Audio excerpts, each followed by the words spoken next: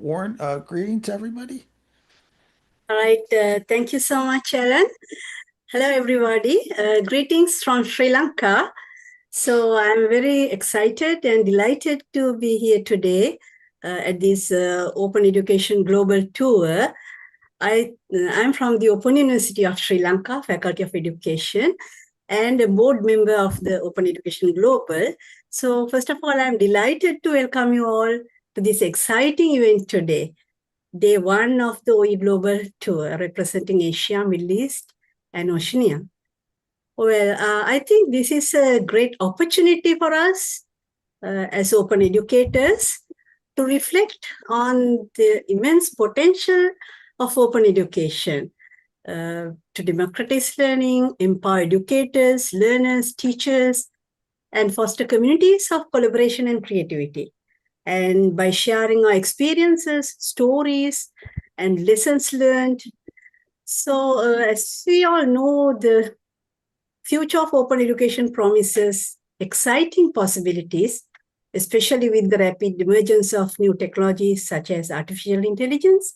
However, I believe we must engage thoughtfully and meaningfully with these enormous possibilities, as well as considering the associated challenges, mainly in terms of equity, quality, and sustainability.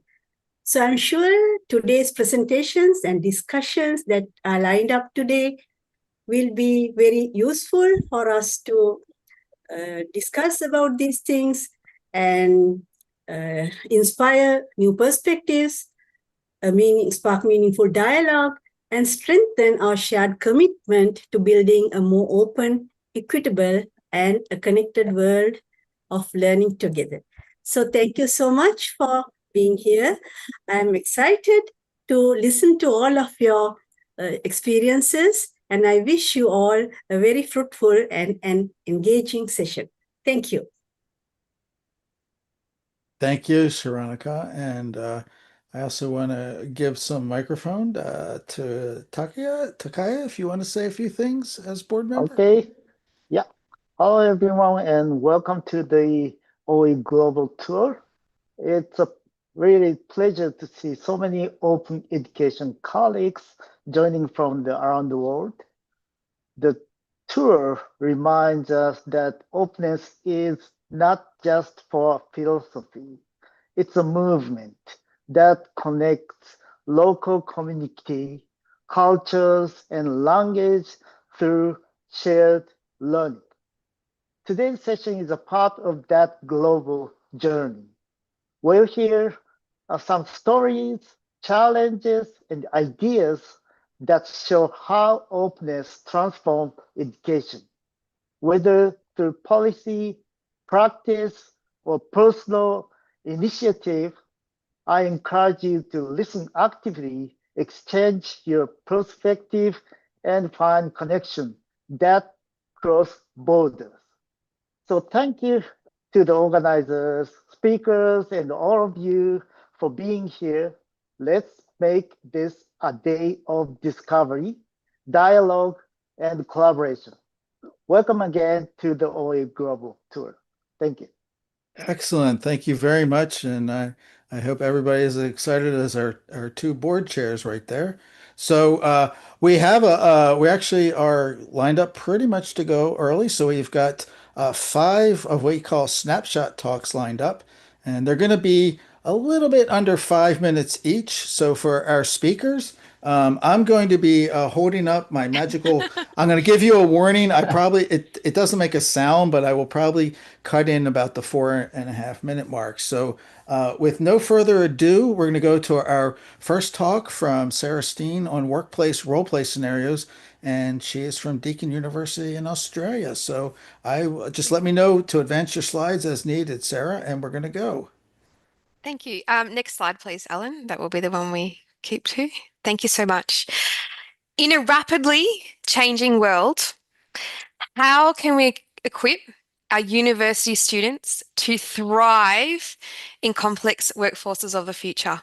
What if we could future ready our students to adapt to these complexities, such as negotiating a pay rise, navigating a performance review, or solving team conflict before a student graduates? What if we could give them real practice in situations now in a supportive environment? This is what led me to my OER, workplace role-play scenarios, practice navigating difficult conversations, negotiation, and mediation. Hello, I'm Dr. Sarah Steen. I'm a course director and academic from Deakin University in Melbourne, Australia. I'm a passionate educator. I believe student engagement is key to effective learning. I've long championed experiential learning methods because preparing students for real-world complexities is at the heart of what I do.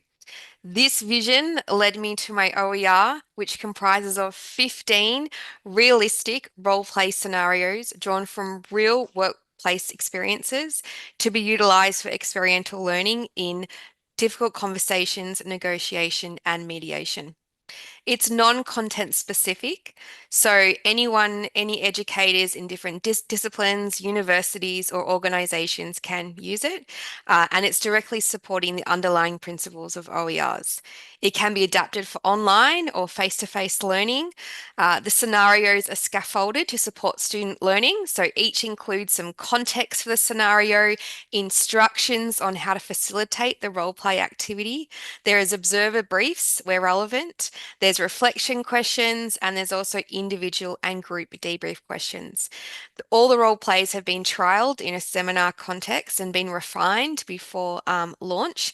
So it's really giving learners the opportunity to practice, reflect, and build vital skills in negotiation and conflict resolution before students actually graduate. So the goal was to break down those barriers to learning, to try and increase student success and create practical learning environments. Since introducing the OER has positively impacted on Deakin students' learning. It has shown sustained improvement in student success rates and improving students' employability skills. Students have shared with me how positively the OER has helped them beyond the classroom, so helping them navigate the workplace and providing with more confidence and better communication skills.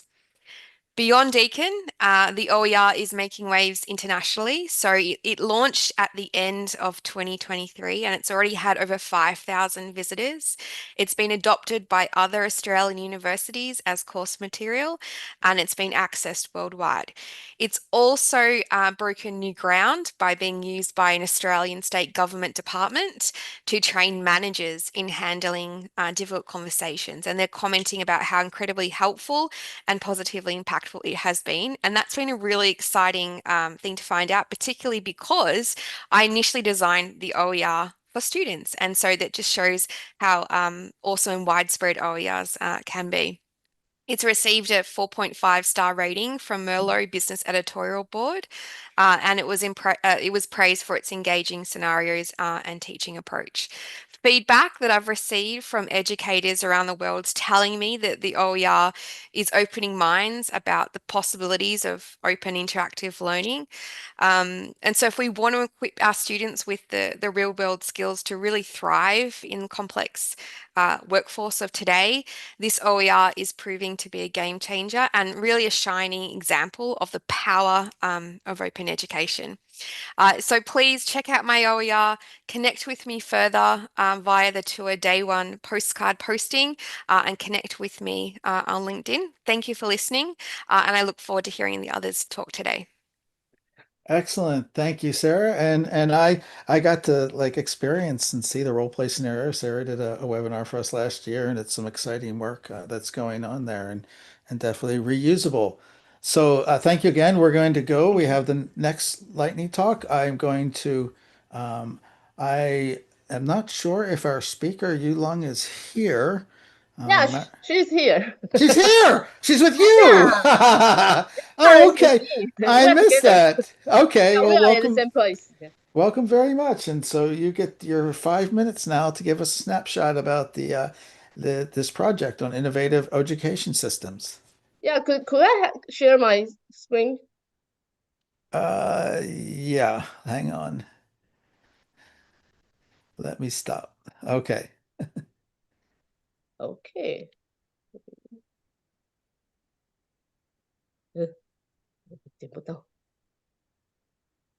Um, I may have to. Yeah, you have to. Yeah, you have to open Yep. my.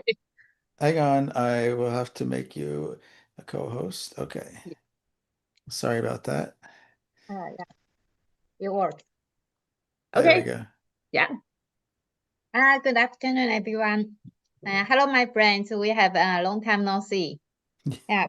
It's my pleasure. I'm Yulong Huang from National Yang Jiao University, also the project instructor of Taiwan MOE e-learning movement project. It's my pleasure to share the status of this project with you. This initiative actually aims to transform health education through the digital innovation, collaboration, and global connectivity.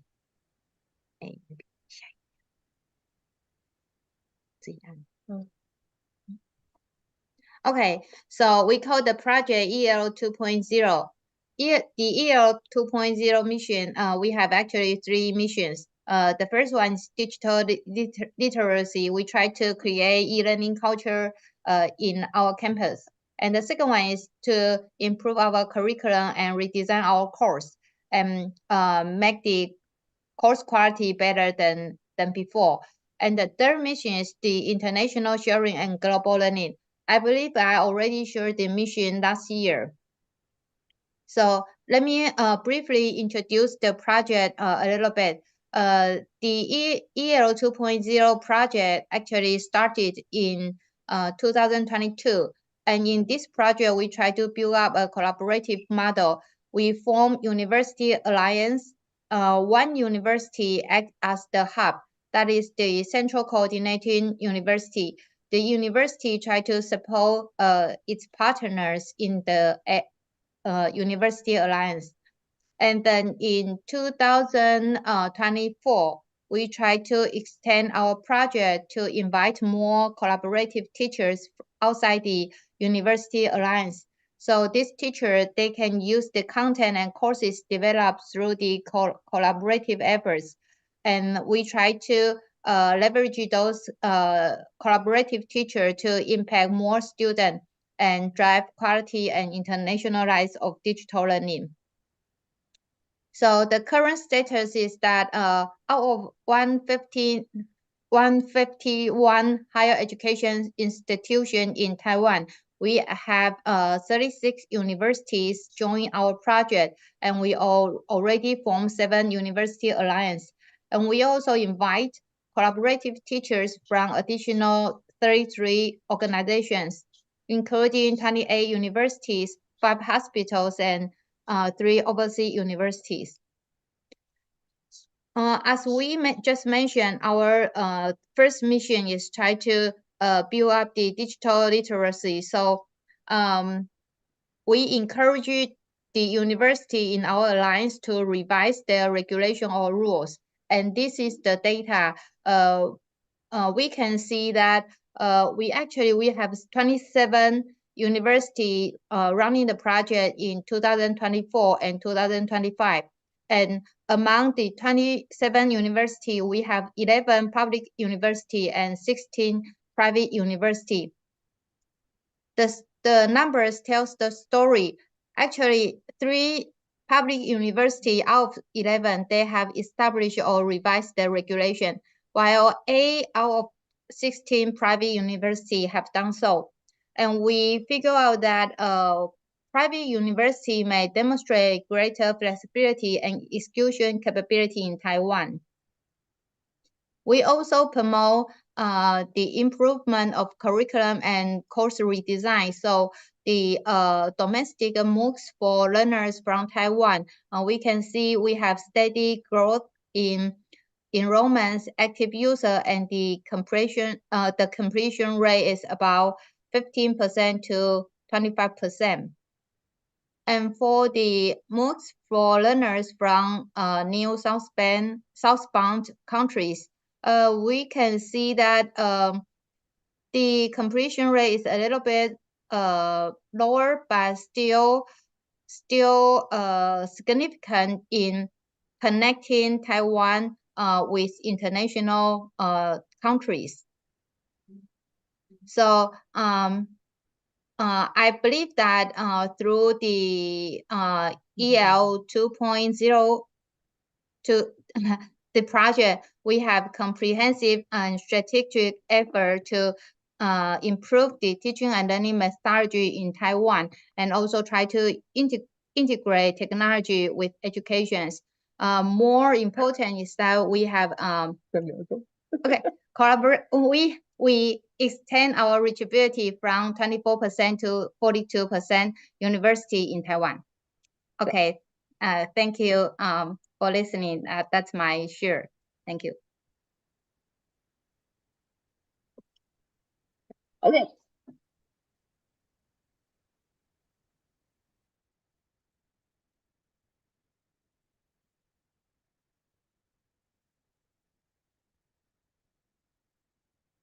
Alan, you didn't. Oh, you did. You didn't. Activate your Alan, your mic is Yeah, off. your microphone didn't. Ah, you can't read my lips. Okay. So anyhow, I wanted to thank you for the presentation and that we want to have some great follow-up discussion and so appreciate your sharing of this big project going on in Taiwan. And we hope to get some more conversation with that going. And with that, we're going to shift to the next talk from Tony Mays on the Pacific Partnership. And Tony, the stage is yours. Thank you, Alan. Thank you, colleagues. I'm speaking on behalf of the Pacific Partnership for Open Distance and Flexible Learning. This is a partnership between the Commonwealth of Learning and Packfold Learn at the University of the South Pacific. And the work we've done over the last 5 years has been funded by the Ministry of Foreign Affairs and Trade in New Zealand. Next slide. There are 4 work streams in the work that we were busy with. And the work stream I want to talk about was open education courses for teachers. The genesis of this started just before this project started, when the Ministry of Education in Fiji asked us to put together a course for teachers on emergency remote teaching, because all the schools obviously had closed down. We put together a course in quick succession. We got it up within 2 weeks of request. We reached about 800 teachers in Fiji in the first iteration. And then subsequently we were asked by the ministry in Trinidad and Tobago to offer the course again. So we repackaged it. We reached about 8,500 teachers in Trinidad and Tobago. And then MFAT came along and gave us some funding to try and promote open distance and flexible learning in the Pacific. So we had the course evaluated, we reconfigured it and offered it again as an opening to a series of short courses exploring different aspects of open distance and flexible learning. So you'll see digital skills for OER sharing, communication skills for ODFL, assessment skills for ODFL, learner support for open distance and flexible learning. And we were trying to create the possibility for people to think beyond emergency remote teaching, how they could augment their day school teaching post-pandemic, but also build resilience in case of further disruptions due to typhoons and other disruptions. About halfway through the process, we created a new course, which was about helping our Pacific partners to repackage those courses for their own needs. And 3 different countries took up that opportunity. Every time we offered the course, we had 60 to 80 other countries participating, even though it was targeted at the Pacific. And then what we did is we took a backup of the course, each course once we'd offered it, and our partners at the University of the South Pacific then repackaged it and offered it again to the 12 campuses they have across the Pacific. And then towards the end of last year, we took the backups of the courses again and we offered them in sub-Saharan Africa as part of a project in Beyond Numbers.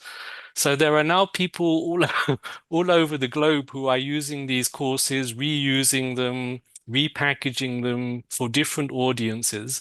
But the original courses are still there. So learners can go in at any time without even registering with us. They can take content, they can adapt it, they can take what they need. If they still want certification, they can still log in and get certified and go through that course. Anybody who's interested in having backups of the courses can ask us. I have backups of all the courses. I've shared them not only in Africa, but also in India. And then as we were going through the process, we put together 2 guides that we developed initially a draft on using OERs and then implementing OERs in the classroom. And then as our Pacific partners began to develop examples of their own, we created 2 updated guides that use some of their examples in those offerings. So this is kind of a project that's taken on a life of its own. We are now at the end of the project. But there is a possibility that we might get a new project going forward. But anybody who wants the resources are free to use them. There have been thousands upon thousands of users in multiple countries because that's what OER is about. It's about creating something that can be used, repackaged, reused by others. And this is what COL is all about. And this is what this Pacific project has been all about. Back to you, Alan. Perfect. You have great timing and a great project. I'm so excited to hear this, Tony. Thank you very much. Next up, we have our colleagues from the Al Mazab Digital Library in Sudan, and I believe we have Dr. Hussein speaking. Yes. Are you here? Oh, Oh, excellent. yes. Thank you. Welcome, Dr. Hussein. Muawiyah Hussein, yes. Yes. Can you give me co-host for sharing? Oh, hang on a second. This is what I had hoped. Okay, you are now a co-host.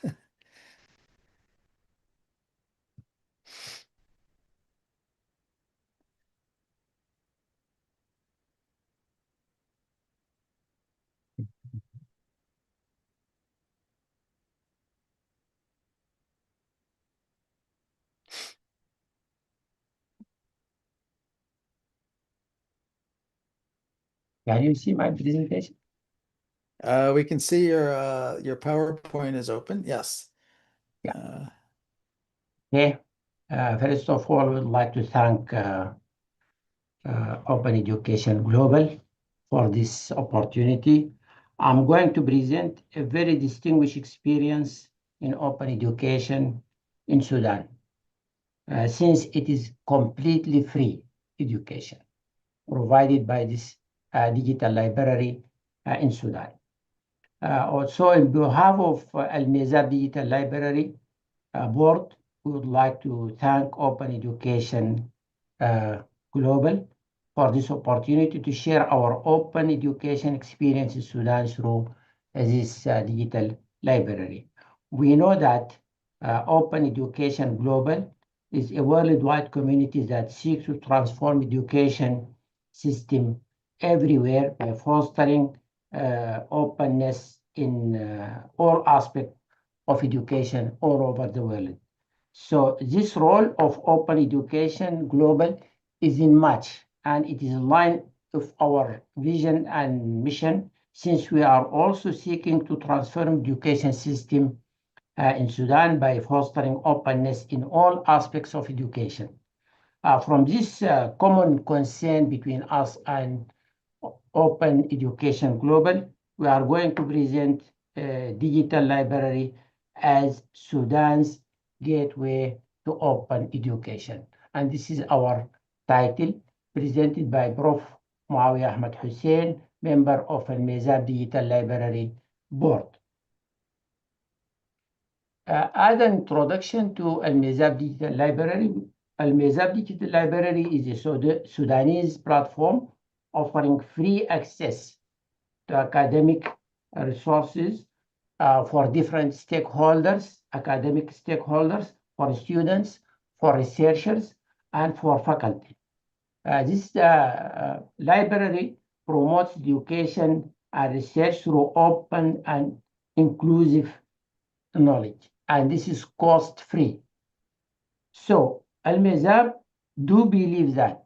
Please concentrate me on this bolted statement. Open knowledge is not a privilege. It is a right. From this belief, Al-Mizab stands as Sudan's gateway to that right, which make it as a pioneer, as I said before, if not the only platform provide free education in Sudan. Our resources and services, we have different resources. We provide different services. We just classified into 4 categories. Al-Mizab Digital Library offers a wide range of academic resources and services designed to support Sudanese faculty, Sudanese researchers, and students. So these resources and services include, but not limited, free access to academic resources. In that regard, we are offering journals, books, theses, and teaching material, as these are available without cost, free. So also we are providing digital tools for researchers and for research and learning. Here we are providing researchable database, citation support, and quoted collaborations, and also Turnitin similarity services for researchers. The third resource and services provide support for faculty and researchers. Here we are providing training materials, open courseware, and collaborative platforms, as we are going to see from our activities in the next slides. The last, or not limited, or not least, resources and services we are providing is institutional integration. We are having partnership with universities, colleges, and research centers across Sudan, in all Sudan. So open education in Sudan, we believe that thrives through free access to digital resources, knowledge, and training for all in such country like Sudan.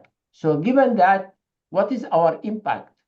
What is the activities which also, and what is our footprint in the Sudanese academic society? We are providing all these services. I'm not going to go through it one by one. So we are providing total digital resources available. We have more than 736,000 resource available. Activities or active user beneficiary from library services more than 8,000. Training courses beneficiaries more than 13,000. Number of partnership training and providing training is more than 186. Okay. And also we provide 3 huge programs as training for different 3 universities in Sudan. Smart partnership we have also with higher education institutions in Sudan. We have also 25 partnership. Our visitors to our website is more than 99,000 visitors. Resource downloads from our website is more than 58,000. And we have also subscribed partnership for database 12, and we are running to do more than that. So our future vision lie on our 4 areas. Future vision of Al-Mizab Digital Library within OEGlobal collaboration. We are trying to enhance open access to academic resources through expanding strategic partnership, providing multimedia scientific content in English and in Arabic, promoting international collaboration with open education institutions, and the most important thing, these 2 last issues, activating and enforcing book share services to improve or to empower individuals with visual disabilities and ensure inclusive access to digital knowledge. And this is a distinguished services we are trying to provide. And at last, in establishing a Sudanese digital repository documenting local academic output, making available within an open access universities. This repository bringing all universities together or connecting all universities together. So please stay connected with الميزاب digital library through this barcode, and you will find more and more. So this is really a distinguished experience in Sudan and maybe all over the Arab world, or because it is free education. It depends on the board of the library. So we are expecting more to do in the future with the partnership with the Open Education Global. Thank you Okay. very much. Thank you, Dr. Hussein. Thank you very much. Thank you. And I am going to now switch back, and we're very excited to come up with our last lightning talk, which is going to be Nahid, and we're going to hear about this fantastic project from Afghanistan. I'm going to mispronounce it, Nahid. So welcome, and the stage is yours. Thank you so much. Good day, everybody, and I'm going to be as brief as I can. So, my name is Nahid. I am the Distance Education Coordinator at Right to Learn Afghanistan, which is a nonprofit organization previously known as Canadian Women for Afghan Women. We at Right to Learn actually believe that education for women and girls is a key factor in shaping our future, and that's what we are advocating for. We are and what and why we are advocating for this fundamental right to quality education for Afghan women and girls in these hard times for them. To support this right and to support this goal, we are offering different programs, including grants and scholarship to like resettlement programs in Canada. And then our main program, I would say, are Darakhte Danesh Academy. Darakhte Danesh translates to knowledge tree in Farsi or Dari, which is one of the main language of Afghanistan, and it has 3 branches. So if you can go to the next slide, I'm going to introduce you to 2 of our branches, our library and our courses. So our Draft Danish library is an online free open educational resource, a collection of over 8,000 resources in English and 9 Afghan languages, and a wide range of topics, a wide range of different materials, books, articles, video and audio clips. And for any age range, we have children books, we have like articles in science and health and medical and everything. And we also have material for educators and teachers, including lesson plans, workbook, exercise examples, and so on. And their library is growing and it's expanding. Everyone is actually welcome to submit a resource if they want it to be freely and publicly published in our library. The resource is going to be like reviewed like with a good care, and it's going to be translated to Afghan languages if it's in English or any other language for thanks to our volunteers. Our second branch of our Dracht Danish Academy is our asynchronous course platform, in which we have over 24 courses available in English, Farsi or Dari, and Pashto. Again, that's another main language of Afghan people. And in the courses, we also offer like courses in a variety of topics, including English learning, and digital literacy and many other topics. And again, similar to the library, we are hoping to expand courses as well, because they are all free, all available online with no cost. And then we are also now considering coming with offline principles, just to make sure that we can keep offering these courses to people, especially girls and women in Afghanistan. We already have our library app, also available in like Play Store and App Store for free download. And we are hoping to get the courses to be available for mobile phones as well, our course platform. On the slide or on the screen, you can see the link to our Draft Danish Academy and the QR code to it. And I would love to stay in touch and answer any questions if there is any. Thank you. Oh, and thank you so much. I don't know about everybody else here, but like I have so many questions for all our presenters, and we just want to thank you for sharing your work. And also, the Direct Danish Academy is a OEGlobal member, and we value that you're part of this organization.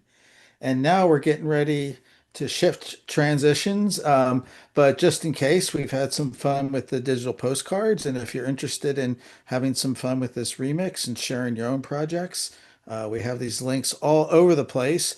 But now we're going to get ready for our panel discussion, and we're going to spend a little bit more time getting a chance to talk and have conversations with some key people from across the regions represented today. And so we can't possibly cover everything that we would like to cover, but we're going to do the best we can. And thank you so much for our panelists who are here. And the plan for this is we have them grouped a little bit into clusters by region. And to give everyone a chance to talk and introduce themselves, we're going to ask a first question, which is really just a way to, well, we want you to introduce yourself, but also to give, and impossible, these questions are not very easy to answer, but in one sentence, and I'm going to ask our colleagues, I'll call on you first, just say how and why is open education relevant in the region? And we're going to turn to our colleagues,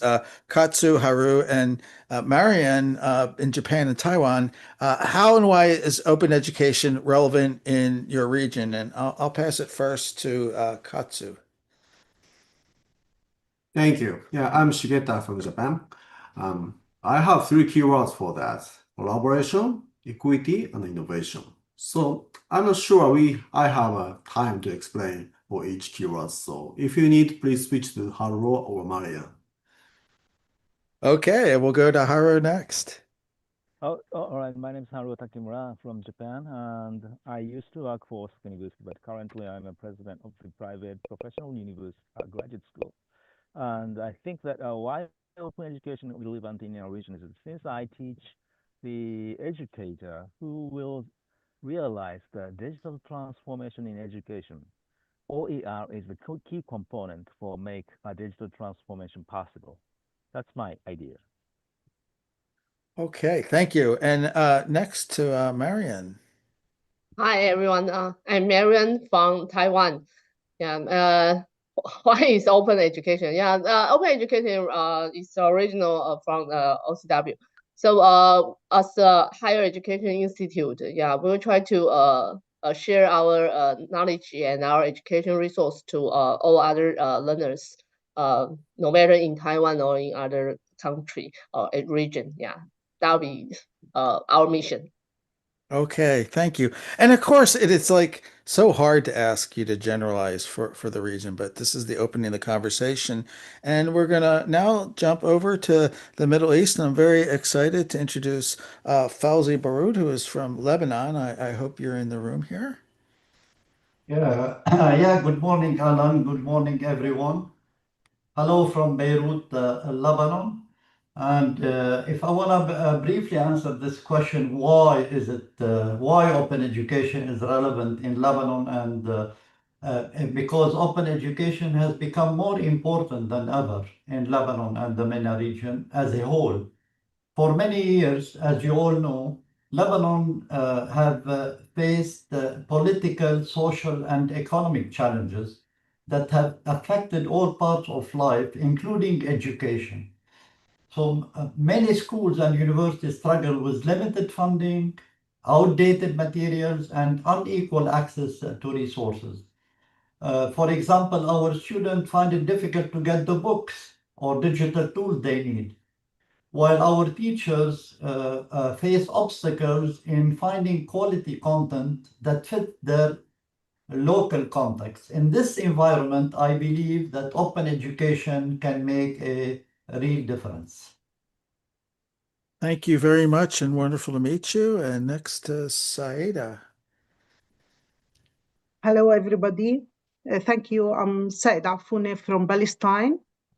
I think open education is vital for Palestinians, especially in this time. As you all know, we are living under occupation and hard political situation for the last 70, 80 years. We look at open education as a seed of hope. We consider it from a different perspective, since it is vital for us. It's a survival strategy. When all the education system is destroyed, open education come to bring as a tool for sustaining learning. So the formal education is destroyed, but learning will continue through open education. So I consider it as a survival strategy and a model for freedom. I like to reflect more in the rest of the panel. Thank you for this opportunity. Oh, thank you, and welcome to this panel discussion. And now we're going to travel over to the Oceania region and welcome Mojito from the University of the South Pacific. Hello, Mojito. Hello, everyone. I'm Mojito from the University of the South Pacific, and working as an open education design architect. And in regards to the question, I think in the Pacific, in Fiji, where access and equity is one of our key issues, we have digital divide in terms of access to the internet, and so open education is very relevant in that context.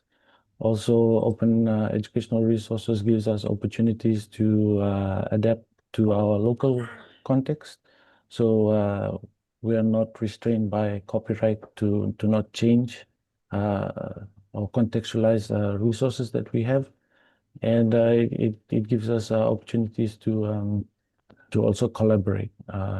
Here at the University of the South Pacific, we serve 12 member countries.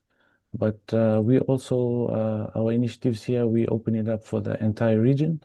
So we do not just limit our efforts to just our member countries, but to all Pacific Island countries. And so we have our open platform that we can offer open courses to the region, so that when it comes to access, equity, even the most marginalized person can access these open education opportunities. So from our context, that's why we believe it's very relevant in our region. We are small countries, and our economies are small. So yeah, that's all that I'd like to share. Thank you. Oh, thank you very much, and welcome to this panel. And next, we're going to ask someone you may have heard of. He invented this software that I think is big in open education, Martin Dougiamis. And I put him on the spot to speak for Australia. Martin, hello. Hi, Alan, and hello, everybody. Really great to be here. I have always been a believer that quality education is a basic human right, and the content and the tools to do that need to be open, like to allow that to happen, so that we can cope with all the different other contexts where we're doing education. In Australia, there's a very particular issue, and I think it's happening everywhere, where universities are struggling with debt, just looking at higher education for the moment.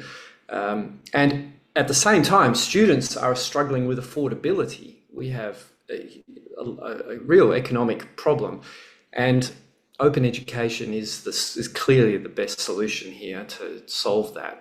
We have a pretty good response from the Council of Australian University Librarians, CAUL, and they have an OER collective, which won an OEG award last year. They now have 76 textbooks with many more in progress. And that's one thing that's happening in Australia.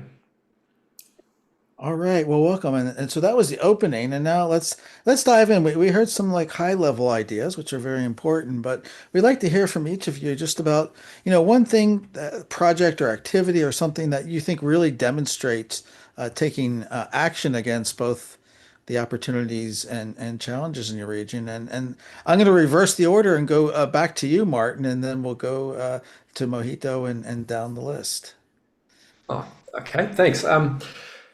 So I no longer run Moodle hands-on so much anymore. I've gone back to research, and a couple of things I'm going to squeeze in two quick ones, but one main one that I'm really working on is I'm going back to learning theory to build new ways of using AI in particular, because AI is an enormous opportunity and threat in our field. And I'm trying to use AI in a way that is that provokes cognition, not replaces cognition. We really need to be thinking how to be growing ourselves and our brains. I have a variety I can talk about, but one of my first ones is in fact a simulation plugin, a role-playing plugin. So I was very interested to hear Sarah Steen earlier and her book that she was talking about, because my software essentially will work with a teacher to create a role-playing simulation for a particular need, and AI plays all the other roles. And initially it'll be text, eventually it'll be more graphical, and maybe eventually it'll be virtual reality. But in that scenario, the student is able to really interact in a very realistic simulation of a particular environment. And as Sarah said, that's a very powerful form of learning. And I think these kinds of ways of using AI need to be developed to go against the idea of, oh, AI can just be used to write assignments, or AI can just be used to write courses, which it can. But there's no point in having AI do both of those things, because we're here to learn, right? And we're here to teach students. So we really need to promote safe and healthy and ethical ways to use AI.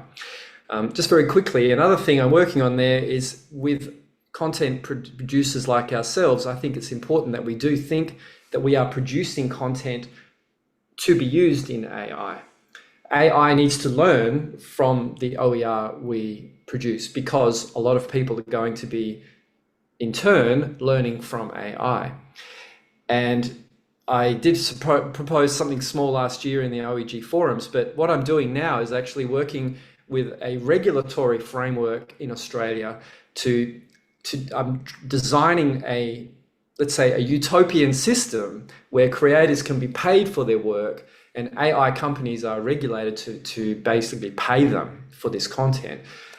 We have to go through government regulation to get these sort of things happening. Otherwise, big companies are just going to like take and take and take, and we need to be careful of that. So that's a couple of things I'm working on. Sorry to take two already at the beginning, and maybe hopefully not set an example, Alan. But That's okay. You're allowed to do that, Martin. Mojito, can you tell us some things going on at the University of South Pacific that you're working on with open education now? Yes, I think someone earlier mentioned about e-learning culture, or something about open education culture. And that's something that I've been working with the Ministry of Education here in Fiji. And I think that in the Pacific, there is, we haven't really developed a really strong culture of e-learning and open education in our ministries of education. And so one of the projects that I've been part of, that Tony highlighted about the Pacific Partnership, we took one of the courses on OERs, and we had training done for teachers in Fiji last year. In terms of how to find OERs, what are Creative Commons licenses, and then how do you adapt them. And even though that OERs have been around for so long in Fiji, or at least in our region, it's still something that hasn't matured into like a culture where people are openly producing OERs. So we've done a lot of work in terms of teacher training on open educational resources, utilizing the courses that Tony had highlighted with the Commonwealth of Learning. And those courses were fully online. We had a more blended approach, so there was a face-to-face training component.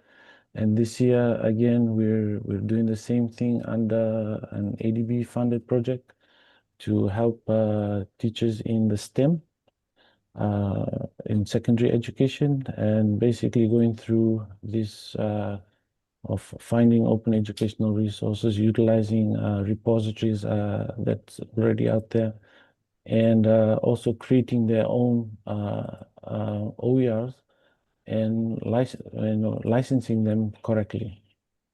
And so there's a lot that has been going on in the Pacific, but from what I've gathered, or from my experience, is that we're still very, infant stages in terms of teachers being fully on board with OERs, ministries of education's being like, okay, we're going to do this, as something central to our strategy in the ministry. So that's one of the things that I've been working on, and hoping that next year that we will build on this, because there's some momentum being built by the Pacific Partnership Project, and also the work that we're doing here at the University of the South Pacific with the Ministry of Education Fiji. And so I hope that this will build on from next year onwards with the other Pacific Island countries. Yeah, so that's from my side. Thank you. We look forward to hearing about that. And I'm going to now turn to Saida in Palestine tell us about some of your action. Yeah, thank you. I just want to share a small personal story about a hidden dream that I have when I was a little girl. And I was searching for books to read, and it was unaffordable to reach that. And it took me, this point was the start of my work in open education, searching for resources. And all the time I was dreaming, can this world be, can people who are in countries like mine find resources free for everybody and accessible? And then later on, I found that when there was more technology, it was, I find it, and I start working on that to develop a new model of using open education, especially for crisis, any crisis situation. And this is one of the initiatives that I would like to reflect on.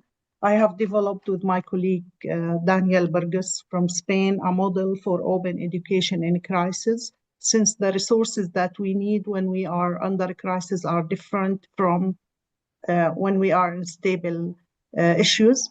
And this model has been used the last 2 years in Gaza. I have launched an international academy solidarity for people. They were very kind to share their resources.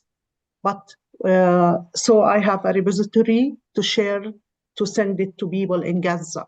The idea was bringing the resources, but we need to work on them, because the resources can't be shared as they are for two different reasons. One reason, that there is no internet in Gaza, or there is a very low internet tech. So how we can transfer these resources into a low technology resources. And this is what I worked on. And the second thing is many of the resources from all volunteers around the world are in English or other languages. So I used AI to make a small, simple, summarized translation that is transcript.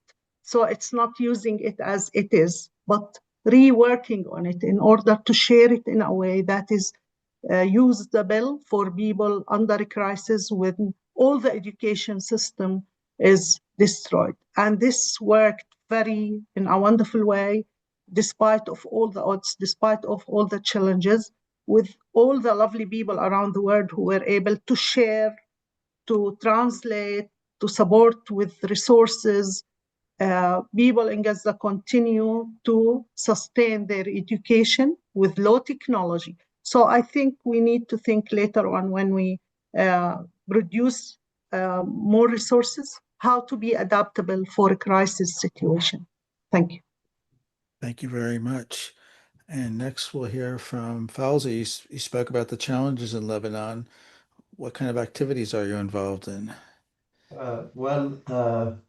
Right. Before I talk about the activities, let me just briefly summarize to our dear participants, what are, like the challenges that we face in Lebanon and in the MENA region. First of all, we have limited awareness and understanding of OER among educators and institutions. We have insufficient and fragmented data on OER usage and impact. Another thing is that we have a culture, or if I want to call it prevailing culture, of safeguarding educational content behind institutional firewalls. And another challenge that we face, we have a weak regional collaboration and the absence of comprehensive policy frameworks. Of course, and another challenge, I believe, is infrastructure limitation and digital divides, in particular in rural and underserved communities. Now, at my university, I'm proud, I've been a vocal advocate for open education resources since 2014.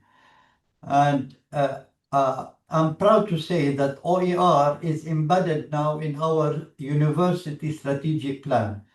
My university is called Notre Dame University Louisy. It is a private university adopting the American system of study. And this is, I believe, a commitment or a testament to our commitment to openness. And also, I'm honored to share the University OER Committee, which led the work we have done with this committee to development and adoption of an institutional OER policy. So we have a policy at the university level.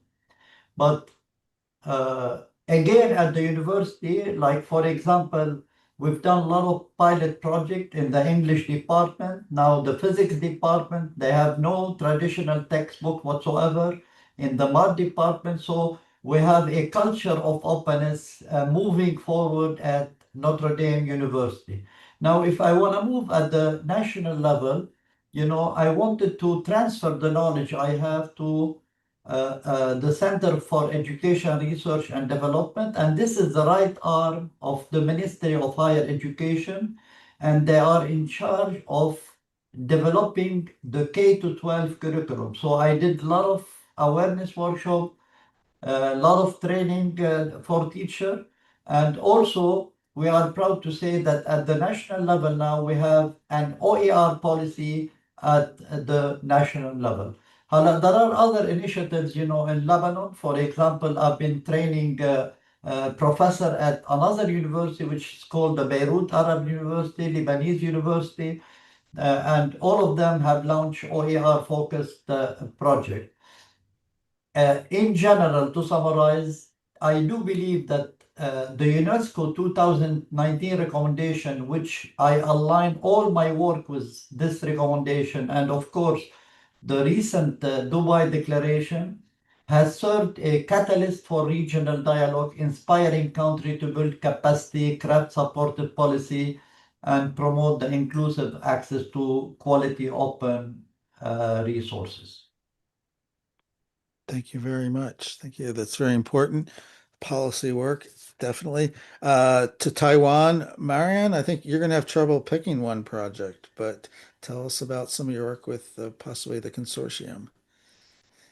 I'm from TOCEC and region consortium of open education in Taiwan, and also I'm from Taipei Medical University.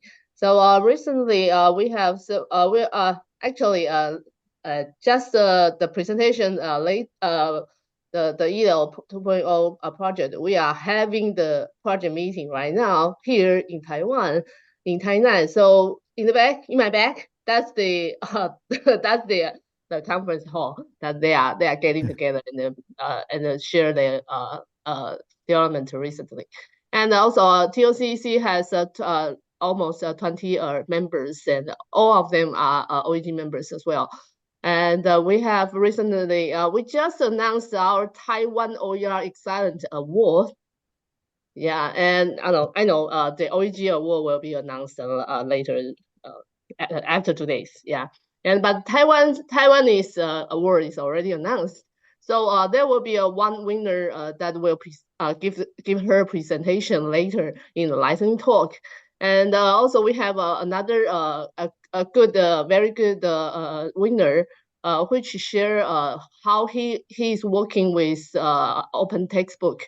He used the open textbook in his course and almost 7 courses right now. And he integrated all the open textbook content into his course and asked us, and also co-creation with his students. And this project is very convincing, and the effectiveness of students are very obvious. So his work is already in the Connect. So if anyone is interested in how he used those content, you can take a look at the Connect area. And also for our TOCC, we also try to promote the open textbook in Chinese. So we are trying to produce Chinese version of open textbook. So there's more resource to share.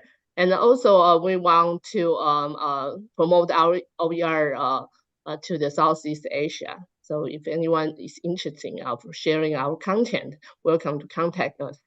And right now we are trying to adopt the AI agent. It's a hot topic right now into OER. So, but firstly, we were using it into the translation part, because the translation function of the AI is pretty good right now nowadays. Okay, and also we are partnership with some strategic partners like GE Academy. It's a very popular learning platform and a learning content platform in Taiwan that's shared that led the K-12 level students to learn their subject online. So yeah, we are trying to collaborate with them and share the content in the higher education into K-12 area. Yeah, that's a major project right now going on in Taiwan. So and also more, we have a regional event in the end of this year. So I will add into the list of OEG on the OEG Connect. Yeah. Oh, thank you so much. I knew you'd have a lot to say and share. Thank you. And Haru, you're in a new role at what are you working on these days that addresses some of the challenges in Japan? So that after I'm in retirement from Osaka University, I'm working on, as I said, the professional graduate school, where we develop the staffs who support faculties who or they actually K2 graduate school, so that or lifelong learning, entire educational scenes. I think that what we lack in Japan is that the kind of technical support staff who can give from learning, or the K-12 online learning, or whatever the situation is. So that I think that, but probably I think the teachers, Japanese teachers, probably a bit far away from technology, and they do not know about the generative AI. They're trying to start to use that, but I think that we have to encourage them. But and also I think that we still have to disseminate the idea of open education. I think that the open something in Japan is very popular. Open source software, or the maybe open database, but OER is less has less attention compared to that other open things. So I think that we have to start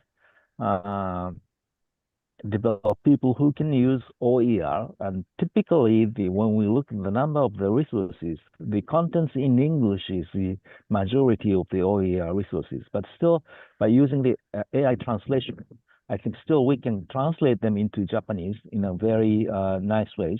And also the Gen AI sometimes can handle some of the context, which is very important to teach some specific subject. We don't use the maybe miles and feet in distance calculation, but we have to use meta, so the major can be changed.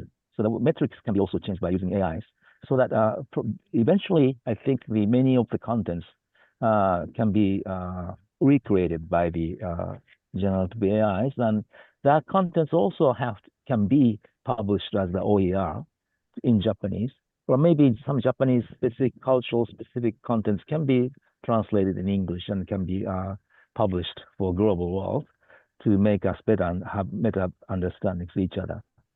But the more important things in that case, we have to be very careful about the copyright things. So who owns the copyright of the AI generated contents? And I think still we need to establish still sort of the guidelines how to use AI or artificial intelligence to handle with the OER contents. And that's something that we have to work on, and I'm doing studying about that. And I think that Shigeta sensei, Katsusuke will explain about his activities as a part of Open Education Japan. All right, there's your That's transition, from myself. Katsu. Yes, thank you very much. Katsu. Thank you, Alan, and thank you for Takemura sensei for the introduction. I introduced a project which focuses on promoting collaboration in open education, and Open Education Japan has developed and now provides a cross-site service for Japanese OCW. It offers like a Google-like interface that allows users to search across multiple university OCW sites. Since each OCW is an independent service run by individual universities, there is no common repository. So we have also developed a separate repository that collects and stores OCW metadata by using web crawling and scraping technologies. As a result, educators can now easily find OER that best fit for their teaching needs and purposes. That's it. Thank you. Thank you. And this is really good. And again, we're just getting started here with what we might talk about. And just in these comments so far, we're ranging from like problems of still like access to, and we're hearing about low internet situations, especially crisis situations. Exactly. We have this tension, and I think we could talk about there is this like thing that we pull and push with artificial intelligence. We're hearing about the things it can do for translation, but at the same time, and what Martin has been working on is like, how do we like assert our control in open education, or even control the fact that a lot of this is built upon more or less the use of content in which it wasn't meant to deliver. So there's a lot of tension with an OER, and I welcome chiming in as well. It sounds like still there's so much work to be done to have people understand and appreciate, and we have to constantly explain why open education is important. So who has some thoughts on all these complex topics that we're wrestling with? It's the free form session. Well, I could jump in. Yeah. So we had a global Moodle conference a few weeks ago. I've been traveling since then through Japan and other places, having a lovely time. But at the Moodle conference, there were no less than 10 projects where people are generating courses using AI. It's a huge trend. All teachers kind of are asking for that. They want help to build their courses, and they want AI to help them. And it's not always being done in a good way. It's often, a single prompt to say, "Oh, make me a course about such and such," is not a good way.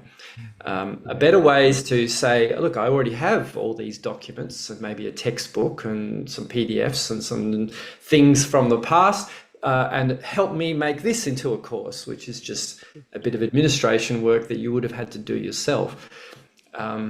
Also, there's a lot of, there could be a lot more review. There could be a a lot more, there should be a lot more transparency in the AI, so that whatever it puts in, you always know where it came from. That is something we need to force through legislation.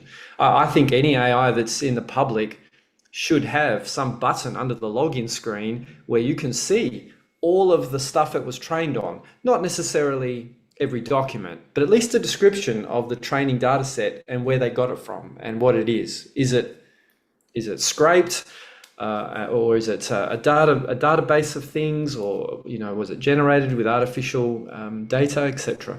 Like, we should know. We need to know, because if we're going to be teaching the next generation anything, whatever we give to them needs to be very well reviewed. We need to review it well. Human beings need to stay in control, in the loop.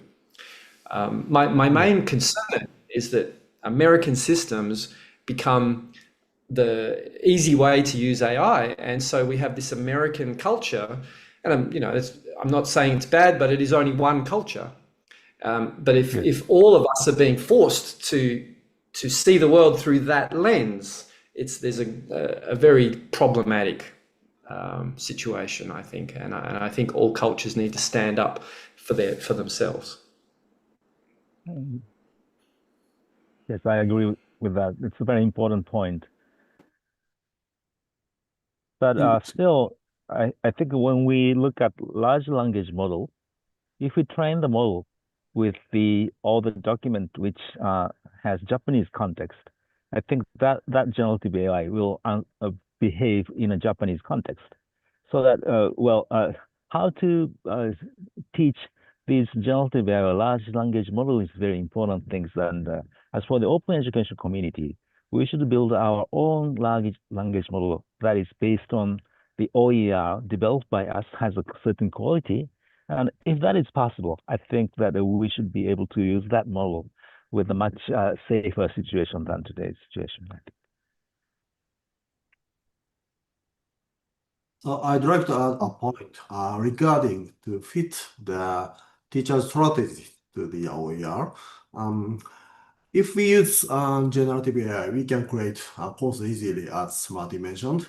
But if the faculty try to fit their teaching strategy to the existing content materials, it's not easy. So this kind of thing is not descriptive. So I'm not sure how we can put it together between the existing content or kind of repositories of the knowledges and how the teachers want to teach or want to support learners. Okay. Oh, we have a question, Dr. Hsu-Tien. Feel free to jump in. This is what I like to see.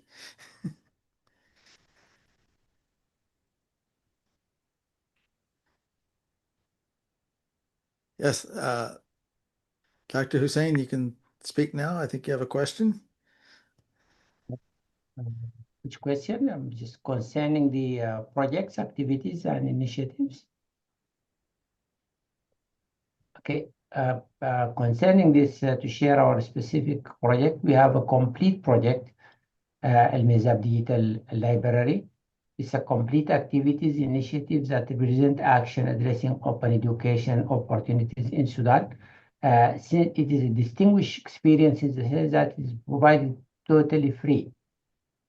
This is a very distinguished experience in Sudan, and your presenters talk about the resources, talk about infrastructure, talk about AI, talk about all these resources. We are providing a very rich resources since Sudan is a poor country and it has a huge number of universities, students, researchers, all these stakeholders. We are providing these resources to all these stakeholders. So it is a specific project. Concerning the challenges in our region, I think one of the challenges is governments and traditional universities in a matter of accrediting the open education. In some universities, some government, they are not accredited the open education in the sense that it is online, it is a free education, and this is a very big challenge in a matter of culture, how to absorb this, how to make initiatives of then making this open education to be accredited by all these governments and universities. Since we are in a poor country, we are in a poor region, so we need help. And also I need the presenters and all the attendees to stop at our station, which is a very distinguished station, Al-Mizab Digital Library. Thank you very much, Alan, for this opportunity. Okay. Alan, yes, thank you. I like to. Yes, please. Thank you. I like to raise two main issues. One is related to the gap between policymaker, decision makers, and individuals and users from either educational institutions or the community. Since there is a big gap, I think all are usually open education threat the power of the policymaker and decision takers.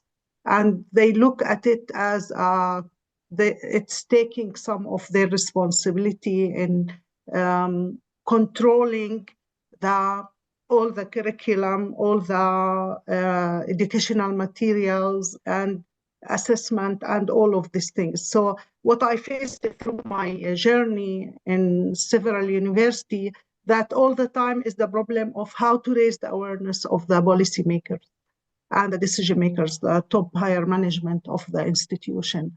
This is one issue.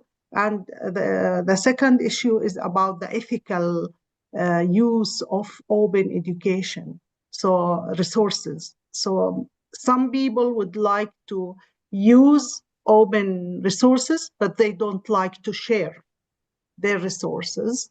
This is in some areas and communities, and especially nowadays with the question of AI and the question of the power of who is controlling AI, there is a big questions and a big ideas about, do we need to use it or not to use it? Do we need to use how to use it? Is it ethically accepted, and to which range it's accepted and not to be accepted? So I think more if open education can work on raising more awareness itself, maybe through OEGlobal, about the use of open education, the sharing, and also the ethical use of it. This will be more, will benefit people, especially in areas when there is no other options. Thank you.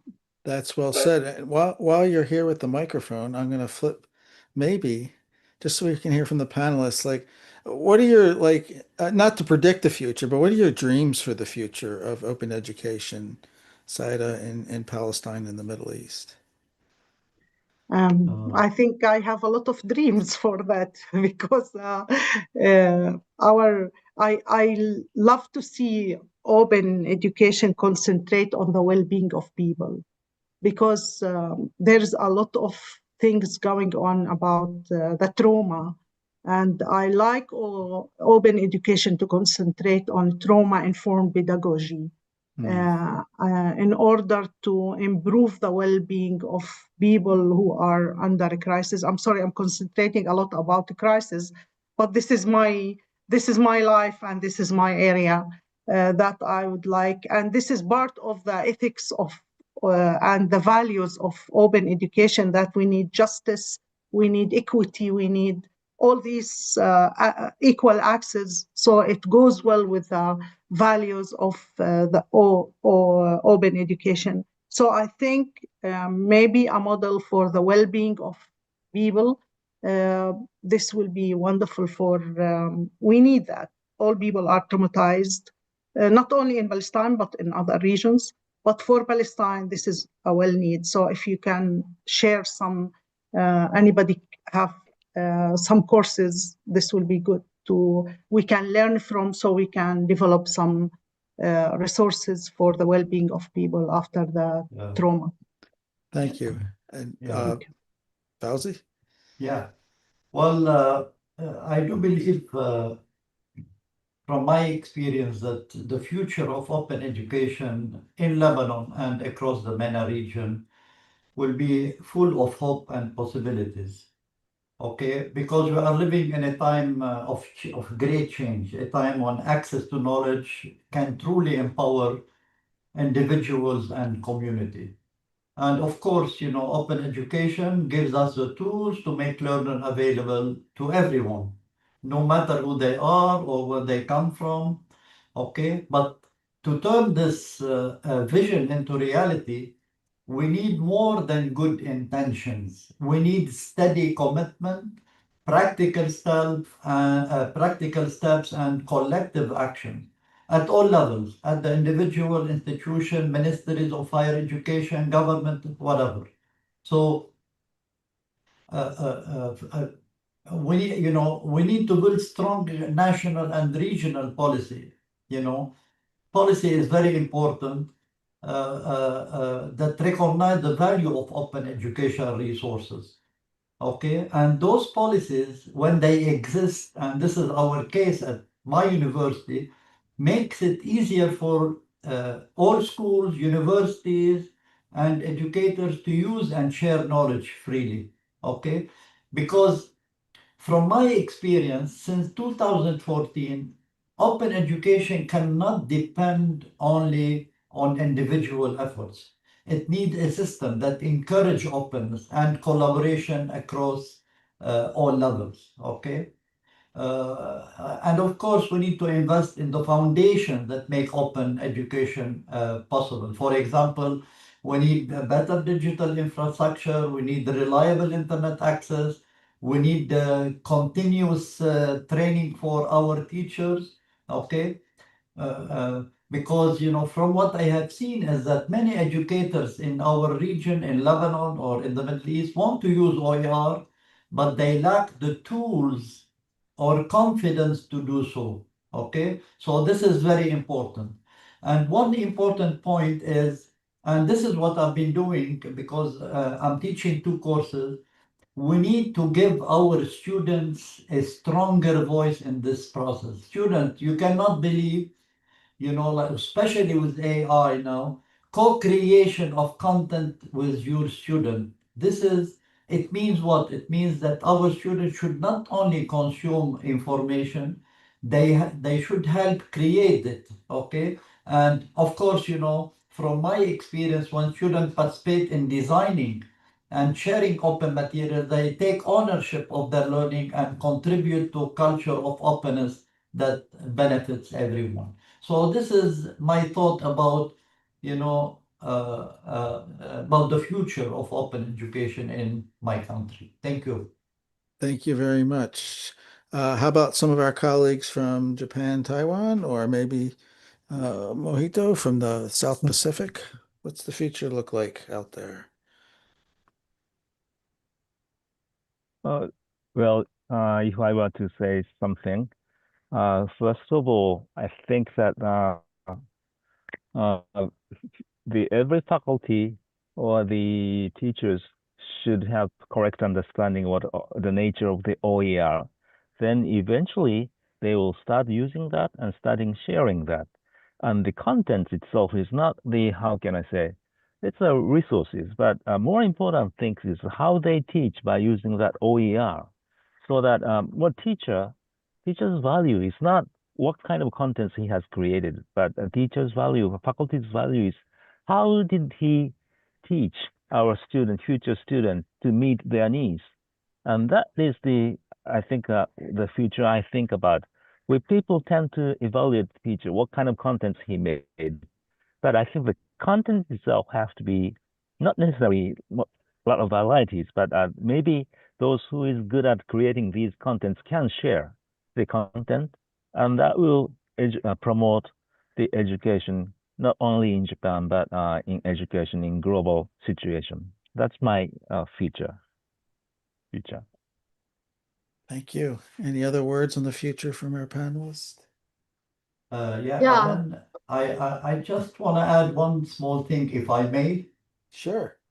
Yeah, well, also from my personal experience at my university with my student, for example, like every topic I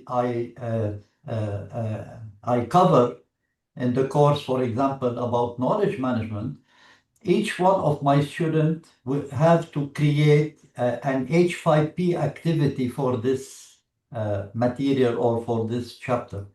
And those students, whenever they create those activities, you cannot believe it how many activities at the end of the semester the student created. And those activities, of course, I give them a 1 hour or 2 hour session about OER, about Creative Commons license, and they put those resources for the next semester so that students will learn from other students how they created those H5P activities. They can use them, reuse them, adapt them, so on and so forth. And all platforms, especially Moodle, H5P, for example, for interactivity, it's built in the Moodle platform. Okay, so this is something wonderful that I have experienced myself.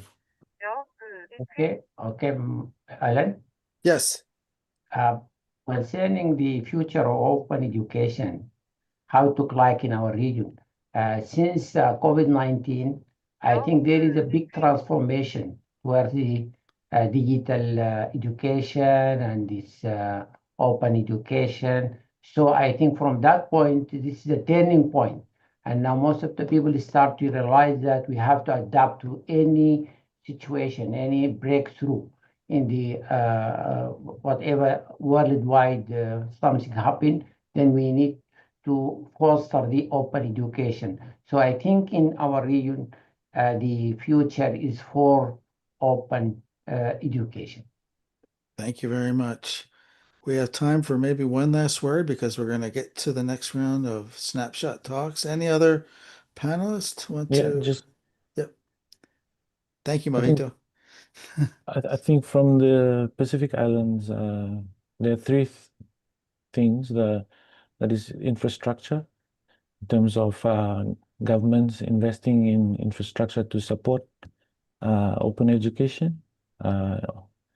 And we see more Pacific Island countries have been connected to the underwater fiber cables, so they're starting to get access. Also, the Starlink being introduced into the Pacific region. Some of the most remote islands, they have now access to the internet. So these communities now can access open education opportunities. I think the other part is, and others have mentioned, is the knowledge and competencies around open education, understanding what open educational resources are, the licensing behind everything, and how to use it. But at the same time, as a Pacific community where there is a lack of OERs created from our side, we should be creating more OERs in our context. And then the last bit I would is the culture part, the values of open education. I hope that this becomes second nature in the Pacific Islands, where we look towards open education as a way to reduce the cost for education in all levels of education, right up to higher education. And it'll give everyone more opportunities. So I'm hoping that with our continued trainings with the ministries of education, that this culture of openness will start to build and take hold in our countries. So that's what well, I hope and I'm working towards in the Pacific Islands. Thank you. Thank you very much. And thank you, our panelists. I hate to be the one to stop this because I feel like we're just getting started, but we have a round of short talks now to again get you to meet some great presentations. And I'm going to advance now. We're going to go to our second round of snapshot talks, and hopefully our colleagues are ready here from Saudi Arabia. Thank you, Haru, to be presenting on OERX. And I believe our speaker is Dr. Asfour. Are you here?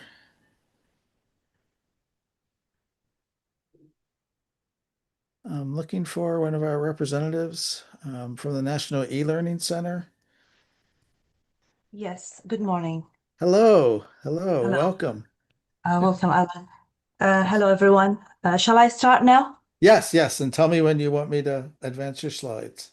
Great, great. Good morning, everyone. My name is Hajar bin Asfour. I am the Deputy Director General of Empowerment at the National E-Learning Center, NELC, in the Kingdom of Saudi Arabia. So it's a pleasure to join the Open Education Global World Tour and share how Saudi Arabia is advancing Sustainable Development Goal 4, which is quality education for all through OERX.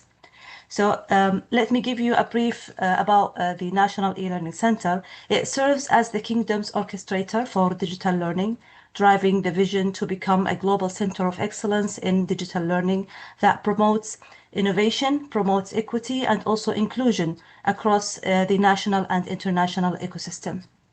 So Alan, could you please go to the second slide?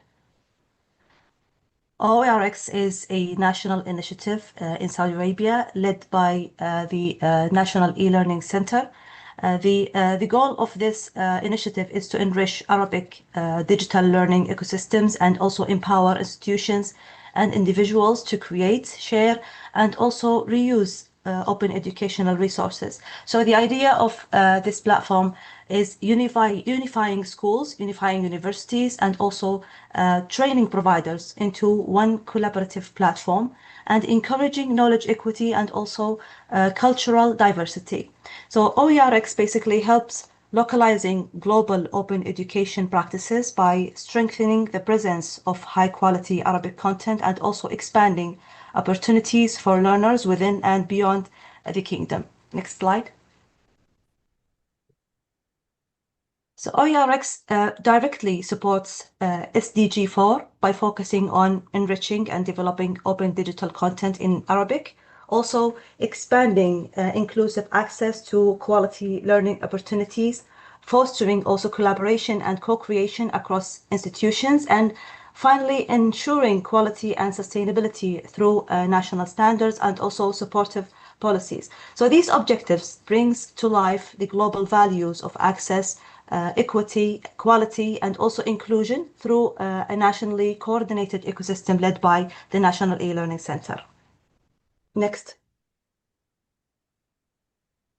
OERX builds a foundation for sustainable open education by building capabilities, by qualifying educators and also institutions to contribute effectively in OERX, also developing supportive policies and standards to guide quality and openness, enhancing accessibility through a collaborative platform integrated with learning systems, and finally establishing sustainability models that makes openness a part of institutional responsibility and also national recognition. Together, these pillars, the 4 pillars, ensure that openness becomes part of the educational culture and also a driver of lifelong learning.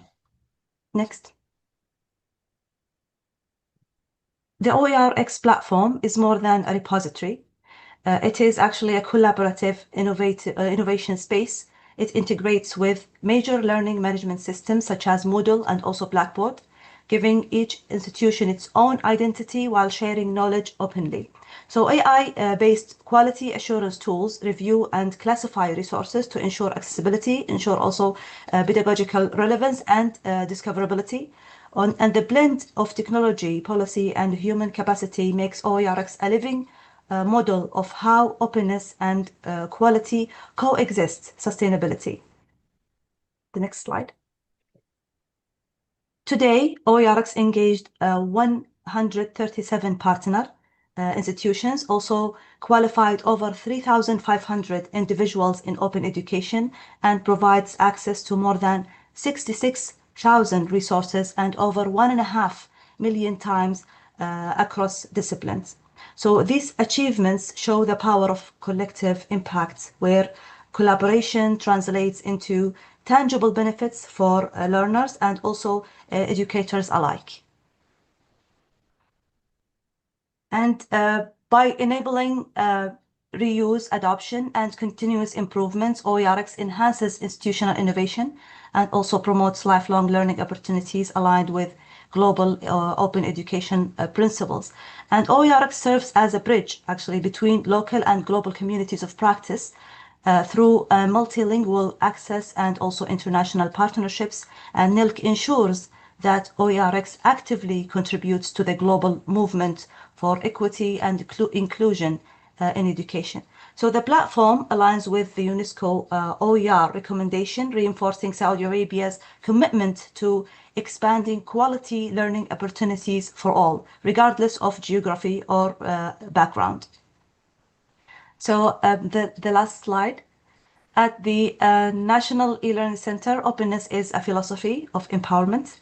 Through OERX, we are building a national model that connects policy, connects practice, and also innovation to make open education a sustainable force for inclusion and lifelong learning. So we invite the open education global community to collaborate, co-create, and also share with us in shaping a future where education is truly open, inclusive, and access to all. Thank you. Thank you so much for sharing OERX with us. We're going to go right on now to Julia Dem. We're going to learn about becoming a climate conscious lawyer. Julia, the stage is yours. Brilliant. Well, thank you so much. Can we switch the side? I'm Yep. delighted to speak to you today about how by leveraging the game-changing innovations of open educational resources, we're transforming Australian legal education and helping law graduates become more climate conscious. Our pioneering open access book is designed to enable law students and teachers of professionally accredited law programs and legal professionals to strategically navigate current legal challenges, providing the know-how to positively influence critically needed law reform in a climate-changed world. On the next slide. Becoming a climate-conscious lawyer, climate change in the Australian legal system presents learners with original and accessible analysis of the impacts of climate change on legal doctrines and principles that are used in everyday legal practice and taught in every law school. Next slide. Our OER contains 28 chapters covering every core and many elective subjects taught in an Australian law degree. It engages almost 50 authors, including legal educators from 15 universities, as well as members of the legal profession. We adopted a staggered publication models, and chapters were published progressively over 4 tranches from July 2024 to February 2026. The OERs had almost 20,000 page views and almost 5,000 visitors. Chapters are set as required readings at the most prestigious and largest universities in Australia. On the next slide.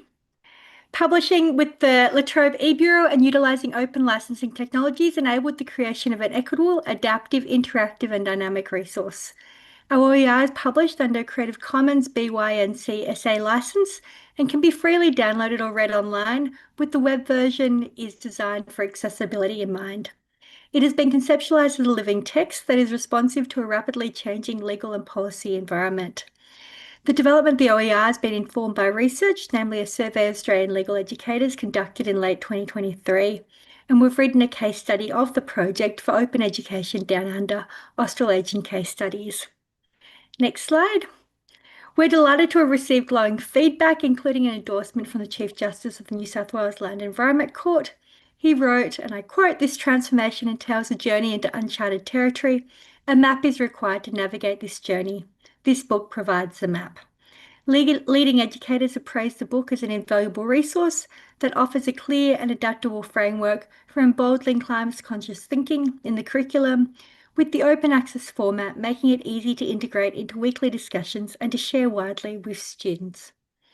Others have commented that students engage deeply with its accessible and thought-provoking content, and it sparked meaningful conversations about the role of lawyers in addressing the climate crisis.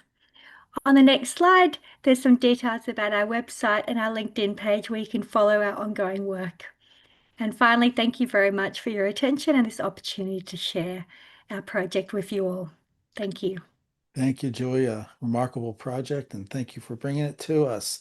Next up, we're going to hear about listening to the whispering of children. Mei-Chi Chen, are you here? I see you. Welcome. Yes. Hello. Good afternoon, everyone. And I'm Meiji Chen from Taipei Medical University in Taiwan. It's an honor to share my course, Listening to the Whispering of Children, which connect biomedical learning with open education and community action. This course began as a general education class for freshmen, but soon attracted students from different years and disciplines, from medical and public health majors to pharmacy and biomedical engineering students. What you see here are the open tools and the platform we use, from Coursera and FutureLearn to open textbook. They enable students to learn globally, collaborate digitally, and act locally. In essence, this course is about listening not only to academic knowledge, but to the quiet voices of children who need to be heard. Next, please. The heart of this course lies in the idea of learning through action. We began with open education resources for international MOOCs focusing on learning strategies, child development, trauma, resilience, and mental health. These open materials give students a strong foundation, which they apply in the design thinking process. In the middle, emphasize, define, ideally prototype, test. To support their research, we use the open textbook research methods for the social science, guiding students through data collection, interviews, analysis, and reflection. Some students' projects focus on health education for the rural schools, while others create advocacy videos on children's mental health. In this way, open knowledge becomes innovation, and empathy turns into real social impact. Next, please. Over the past semesters, this program has engaged more than 864 participants in total, include 330 students and 42 external partners, among them field mentors, social workers, and counselors. Through this collaboration, students have reached over near 500 children and families in need. This outcome can be seen in three levels. First, students' development. Students enhance their critical thinking, teamwork, and cross-cultural communication through design thinking and project-based learning. Second, social impact. Many projects directly improve education and mental health support for underserved children, and we also collaborate with NGOs and the CSR partners. We collaborate with the Master C missions.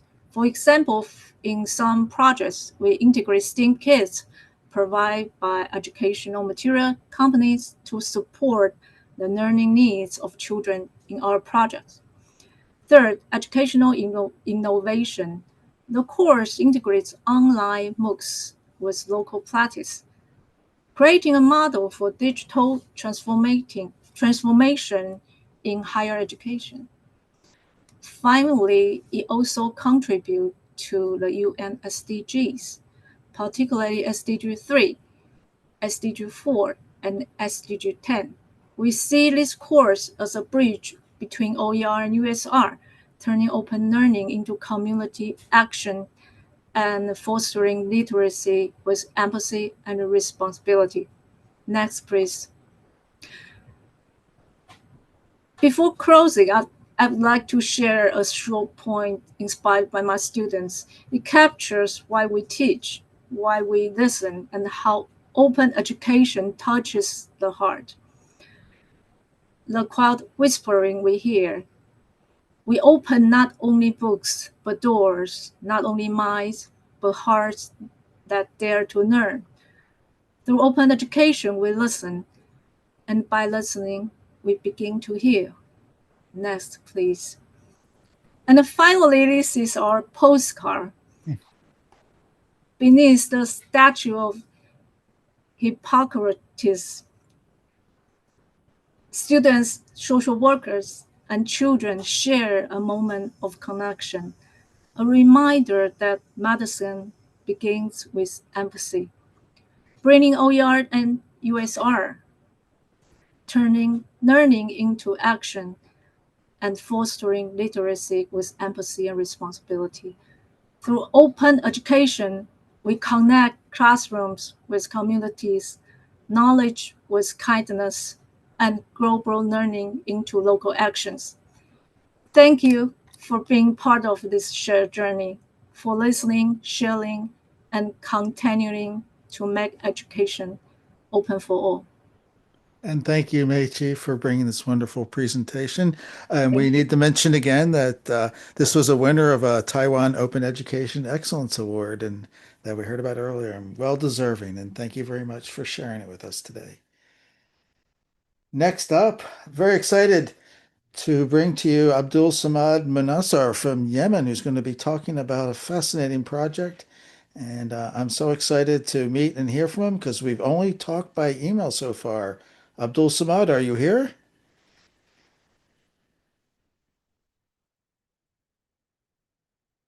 And I'm hoping we'll give a few minutes. I might have to check my email to see if I've heard from Abdul Masab. What we're going to do is maybe go to the next presentation and maybe hope Abdul Samad shows up. This happens as we go into, we're going to skip right now. And my Equity Unbound friends, are you ready to speak a little bit earlier? Hello. Hello. Hello, Nadine. Welcome. Thank you. Thank you so much for having us, Alan. Hi, everyone. Good morning from Cairo, Egypt. I'm here with my colleagues, Irene, Teresa, and Yesir. So we're going to get started. Let's do this. Tell me when to go. Sure. No, you can stay here. I'll let you know. Okay. All right. So I just wanted to actually start by inviting everybody, since we've all been here maybe for a little bit. I just wanted to invite everybody to close their eyes and take one deep breath, and then we'll start. Just center yourself. Take a deep breath, stretch.